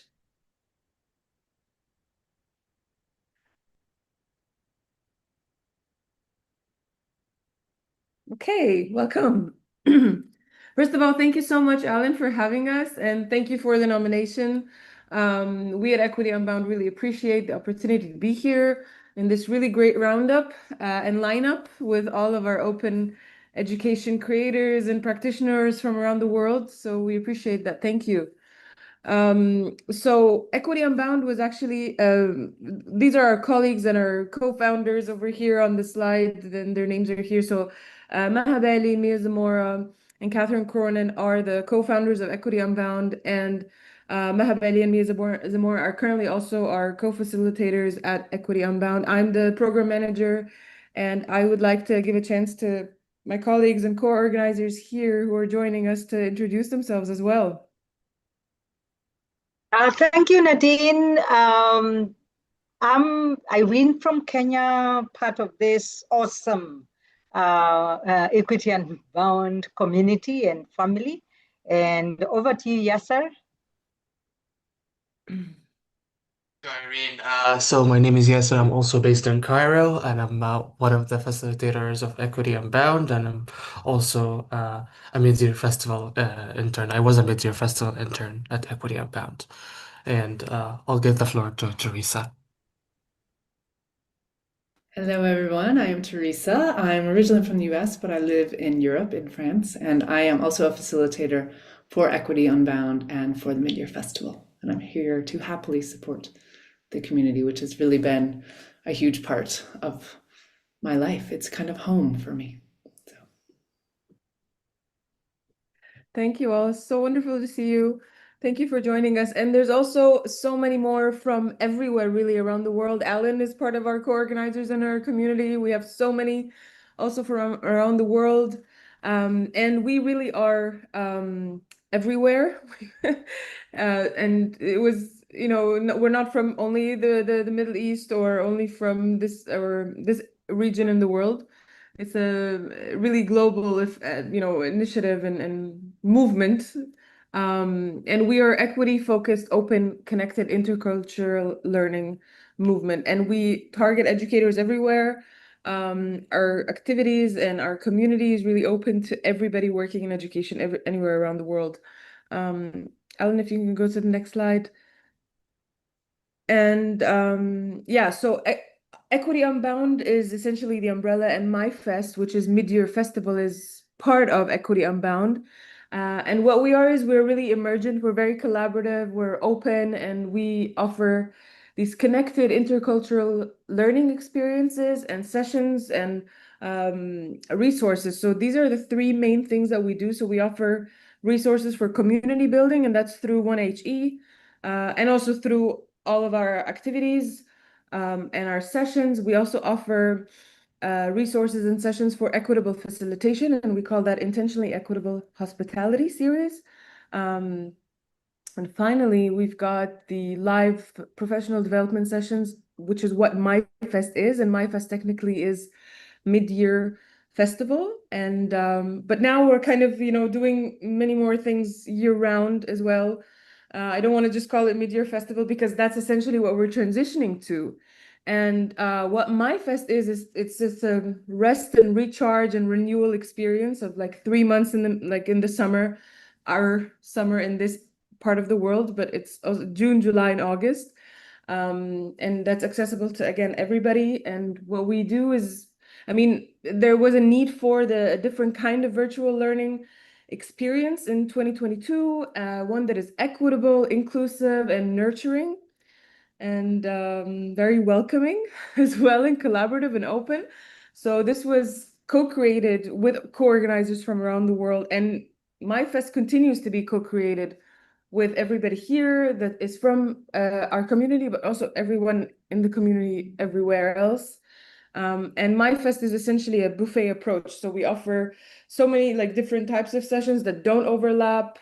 There are no more than 3 sessions a day during MyFest, for example, and we offer it in a way where people do not really feel a FOMO effect, which is fear of missing out. So everybody and anybody can join whenever they can, and most of the sessions are recorded and put up on our public YouTube playlist and on our websites and our resources everywhere in our areas. And also well-being elements and community building elements are very much at the center and very much at the core of our program and of our sessions. And this is essentially what we do in a very quick snapshot as we're doing. And we've also collected a snapshot of all Equity Unbound activities, live session recording, links, publications, talks and podcasts, all of these things in that link over there and in that QR code that you see on the screen as well. These are just some very quick information about us if you'd like to visit, and definitely we invite you to subscribe and to sign up for our mailing list because, as I said, we're transitioning from the mid-year concept to all-year concept. So we have so many sessions coming up now in November. We have the book circles with Teresa often in the winter and our winter, so like December, January time. So please sign up and subscribe so you can always keep in touch with what we are doing. And one of our another very quick thing of one of our core goals in this phase is to reach open educators and like-minded people around the world to join us, and we try to find them and help them find us as well. So this is why I'm very happy that we're here to talk to you all today. And I would also like to give a couple of minutes, if we can, or 1 more minute to our colleagues if they wanted to share anything else about Equity Unbound or MyFest.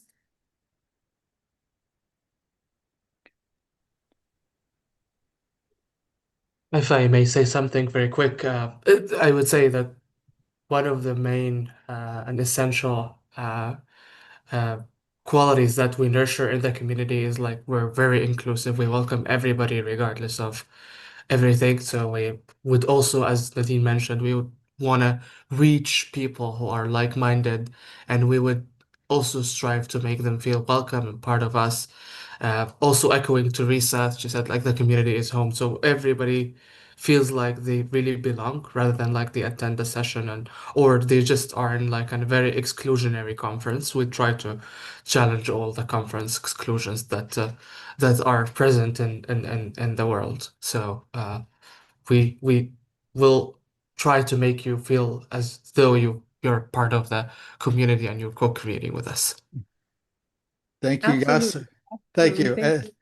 And I just want to remind people, because Yasser might be humble, but he was a previous OEG Excellence Award winner as a student and an outstanding person in the open education field. So thank you for being part of this, Yasser.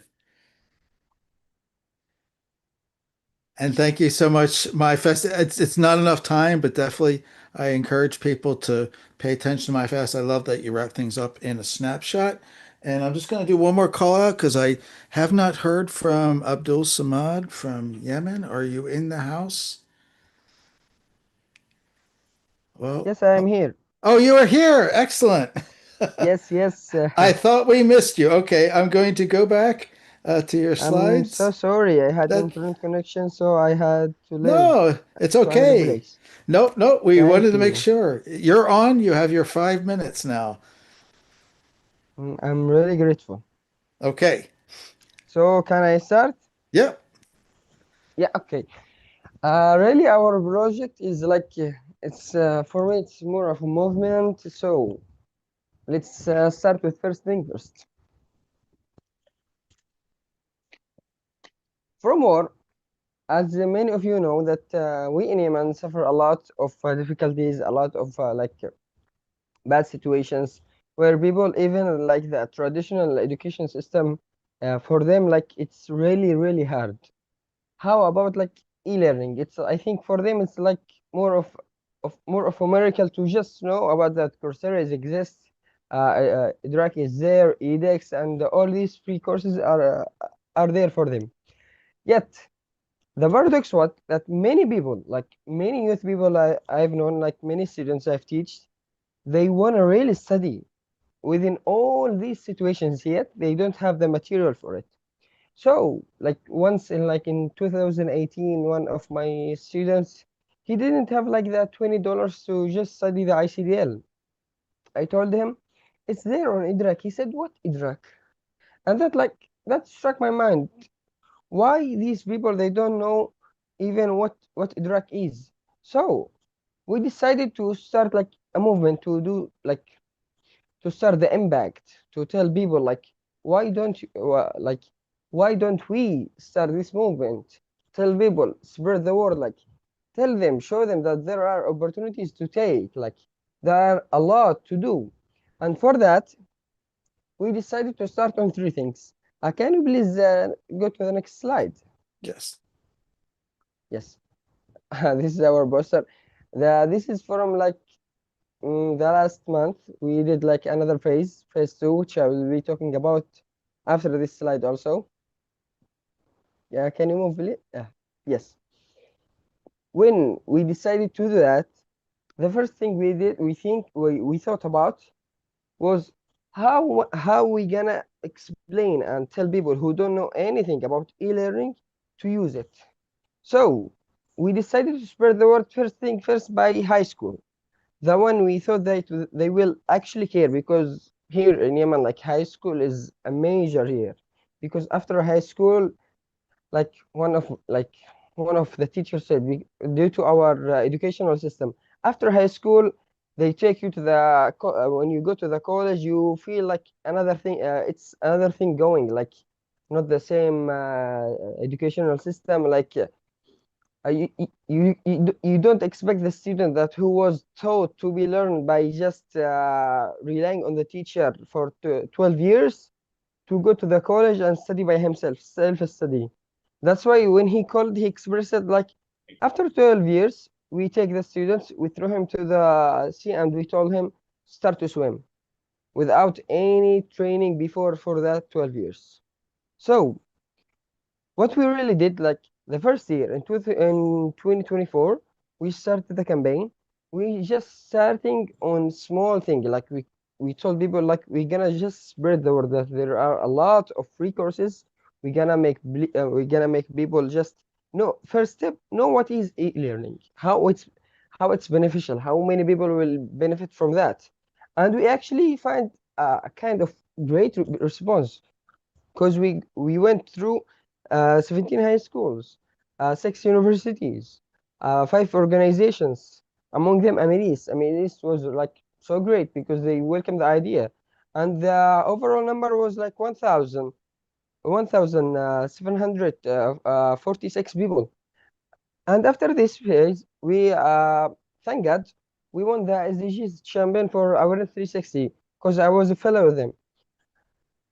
And that struck me when one of my mentors in Awareness told me, why don't you instead of you spreading the word, do it in a way that you're gonna ensure it's more sustainable that way.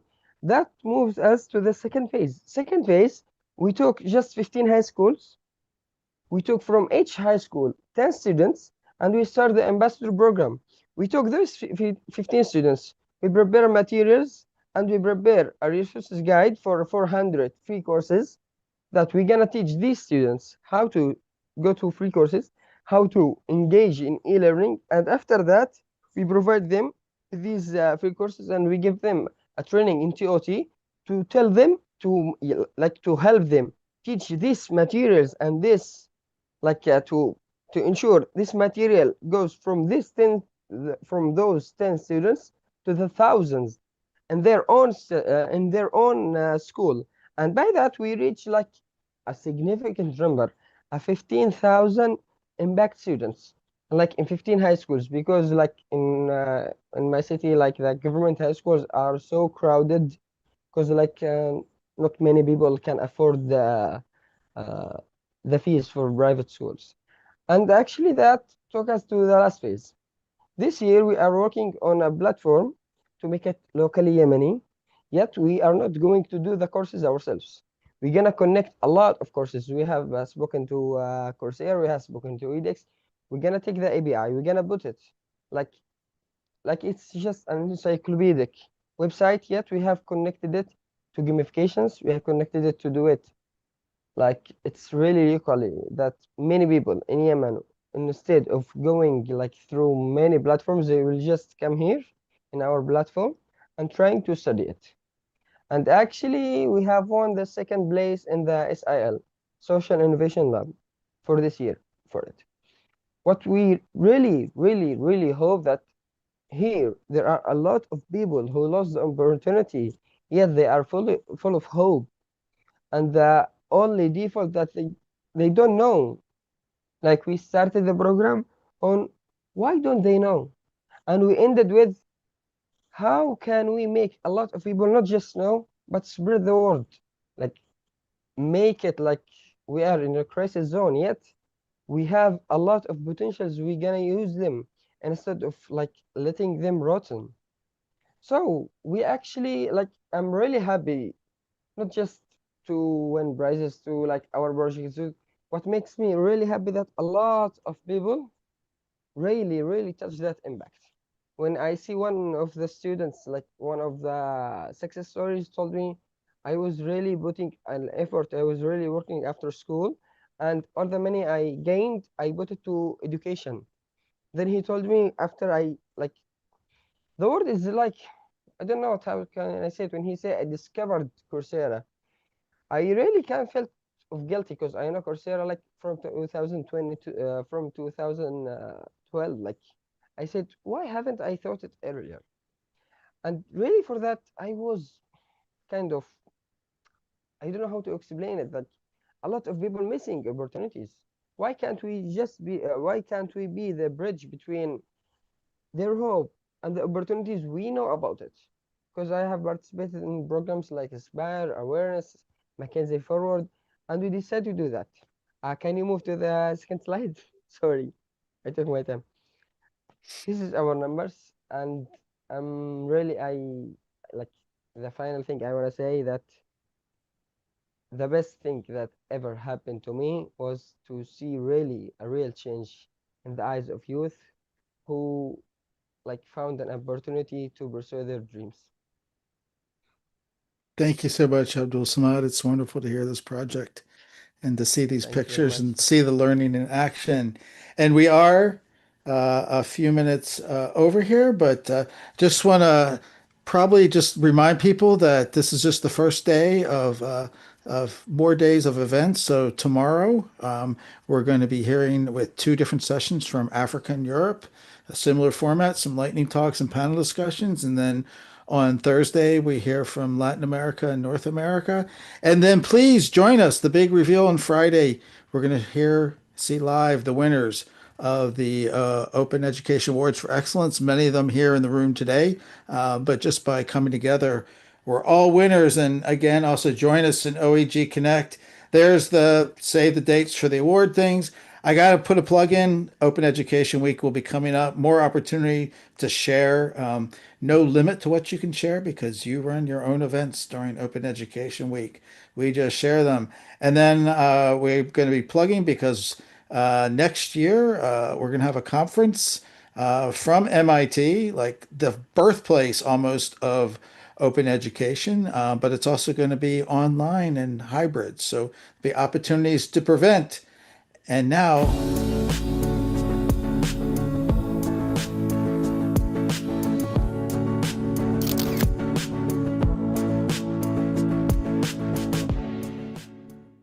and I thank everybody for presenting. And definitely we went over a little bit here. So it's going to be time for me to stop